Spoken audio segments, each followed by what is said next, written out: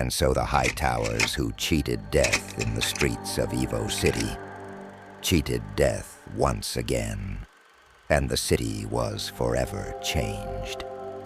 Willem Hightower, shot and left for dead, rose from the ashes to claim the governor's seat, and then the presidency.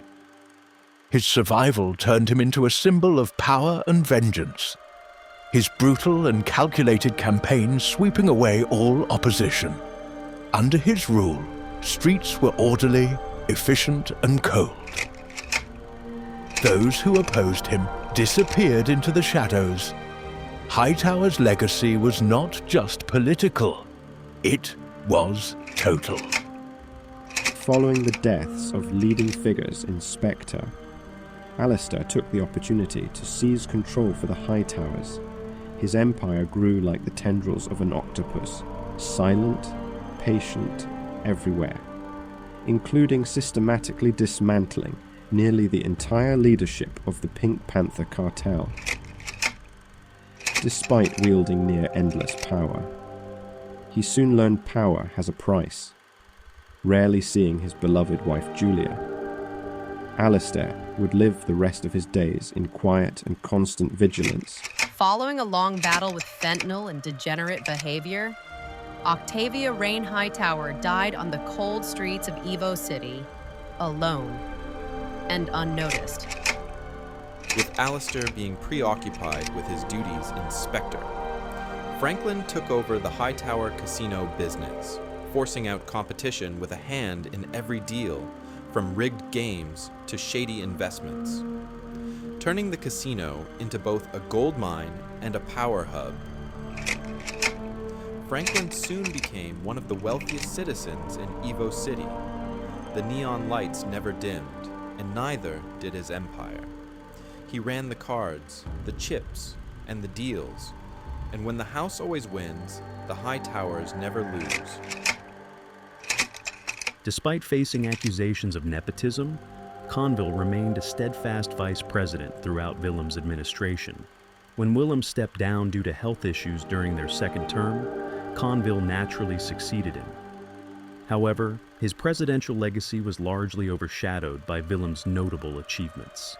After leaving office, Conville continued to lead various charitable organizations, while also engaging in discreet political dealings behind the scenes.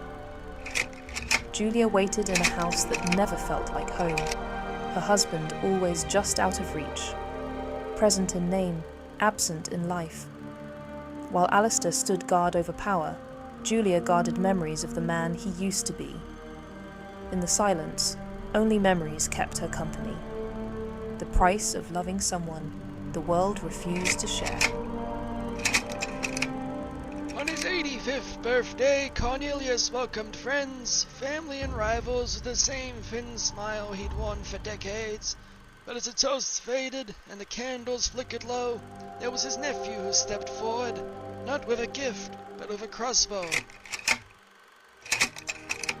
Cornelius died surrounded by applause and champagne, a lamb for slaughter in his own gilded den. It was said Cornelius could shed gold. In the end, he did not. For most, wealth buys comfort. For Dale Hightower, it bought boredom.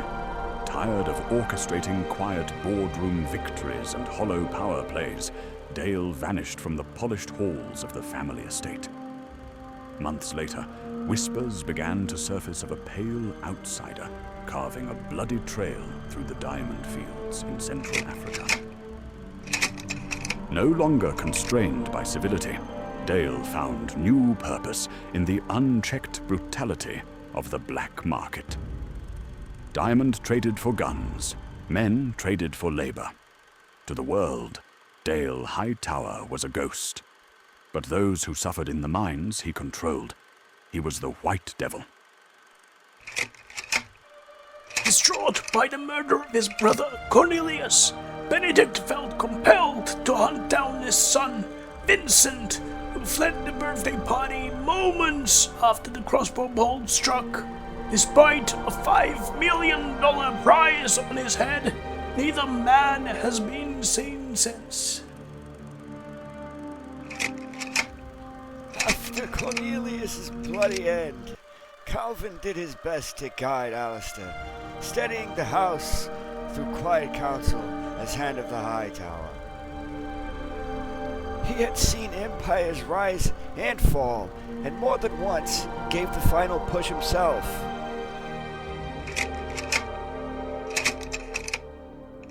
After decades of cold calculation and quiet power, his end came not by blade or bullet, but gravity, a hidden cache of gold bullion stashed by Calvin and long forgotten above the dining hall ceiling, collapsed mid-meal, crushing Calvin beneath the very wealth he spent a lifetime accumulating. So ends the story of the Hightower family, for now. The family name became synonymous with power in Evo City.